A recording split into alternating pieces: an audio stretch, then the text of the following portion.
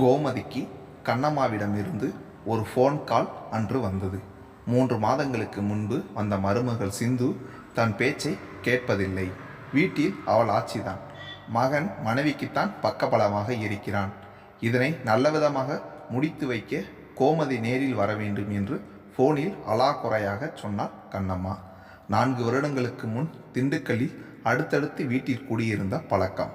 கோமதியின் மகனுக்கு திருமணம் நடந்த 6 மாதத்தில் மருமகள் லட்சுமி கோமதியிடம் அடிக்கடி தகராறு செய்தபோது மேலுக்கு கோமதிக்காக பேசினாலும் லட்சுமியை ஆதரித்தாள் கண்ணம்மா.